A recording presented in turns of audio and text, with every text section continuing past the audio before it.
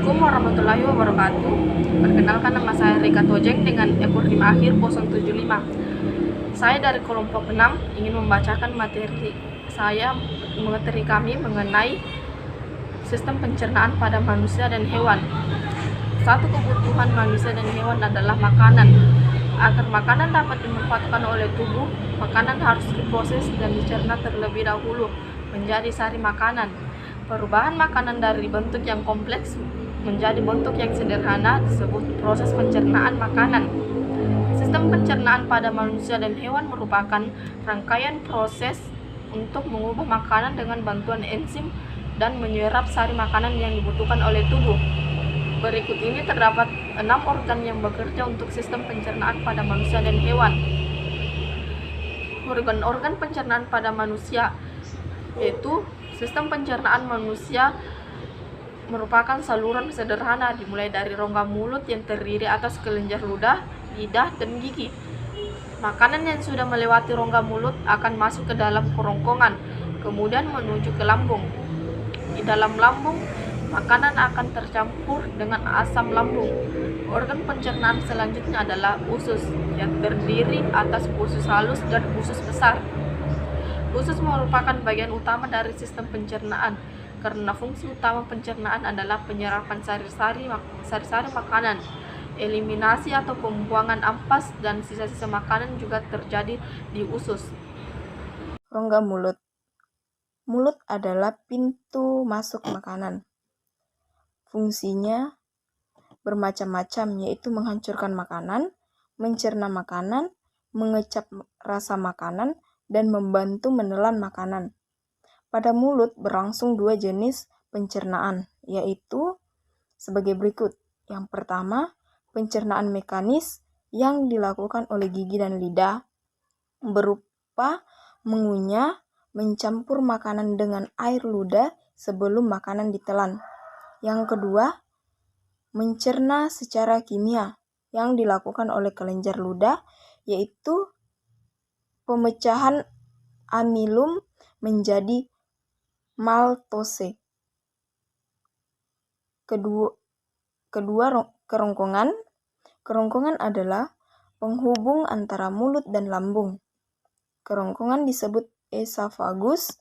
Kerongkongan berbentuk tabung dan terdapat otot-otot pada kerongkongan yang berfungsi untuk membawa makanan dari mulut ke lambung. Kerongkongan terdiri atas 3 bagian, yaitu sebagai berikut.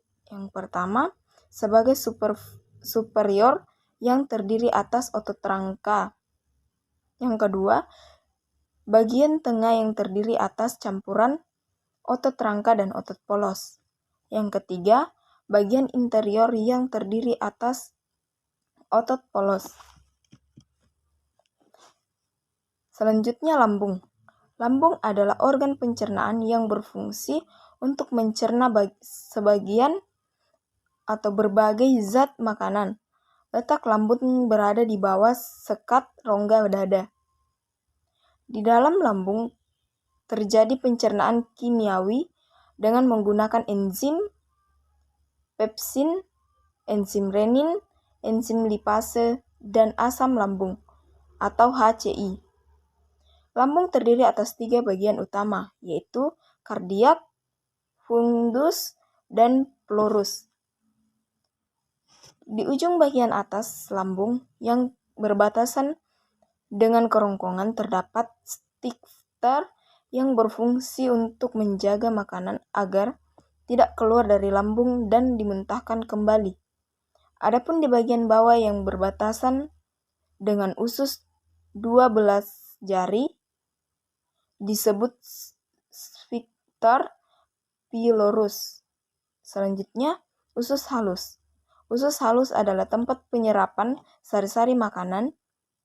Di sini juga terjadi proses pencernaan kimiawi dengan bantuan enzim tryptis, enzim disakrasarase, enzim eripsin, dan enzim lipase. Sari-sari makanan diserap melalui jonjot-jonjot usus yang disebut villi. Seluruh sari makanan kecuali asam lemak dan gliserol diangkut melalui vena porta menuju ke hati. Adapun asam lemak dan gliserol diangkut melalui pembuluh limfa. Baik, selanjutnya ada usus besar. Fungsi usus besar adalah untuk memilah kembali hasil pencernaan. Di sini terjadi penyerapan air dengan jumlah banyak daripada organ lain dan terjadi proses pembusukan sisa-sisa makanan dengan buatan bakteri. Kemudian ada struktur usus besar terdiri dari yang pertama ada usus buntu, yang kedua kolon ascendens atau bisa dikatakan dengan kolon naik.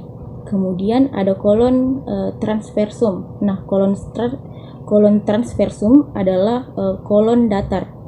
Selanjutnya ada kolon descendens. Kolon descendens ini adalah kolon turun. Kemudian yang terakhir adalah rektum. Apa itu rektum? Rektum adalah tempat penyimpanan kotoran sebelum dikeluarkan melalui anus.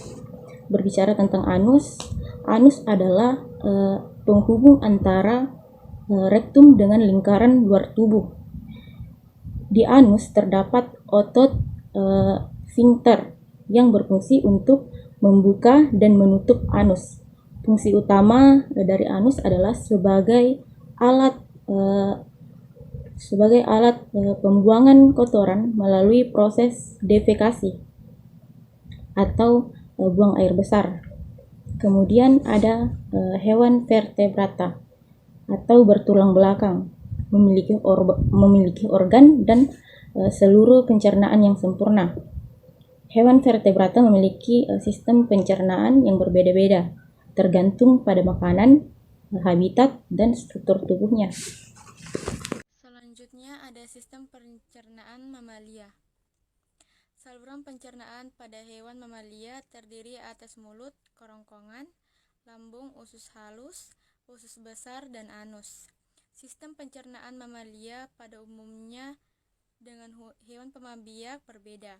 Perbedaannya berada pada fungsi gigi dan lambung. Lambung hewan pengembang biak seperti sapi terbagi atas 4 bagian, yaitu perut besar, perut jalah, perut kita, dan perut masam. Kedua, sistem pencernaan aves. Saluran pencernaan aves atau burung terdiri atas mulut, kerongkongan, tombolo, lambung kelenjar, lambung pengunyah, usus halus, usus besar, rektum, dan kloaka. Pada bagian mulut terdapat paru yang kuat untuk mengambil makanan karena burung tidak mempunyai gigi. Lidah burung kaku karena dilapisi hijab tanduk. Lambung atau perut besar terdiri atas 2 bagian, lambung kelenjar di bagian depan dengan lambung pengunyah atau parpedal di bagian belakang. Ketiga, sistem pencernaan reptil. Saluran pencernaan pada reptil terdiri atas mulut, kerongkongan, lambung, usus, dan kloaka. Kelenjar pencernaan terdiri atas kelenjar ludah, pankreas, dan hati. Pada mulut reptil terdapat gigi dan lidah. Gigi-gigi tumbuh pada rahang atas, rahang bawah. Pada ular berbisa terdapat gigi bisa atau gigi beracun. Sistem pencernaan amfibi.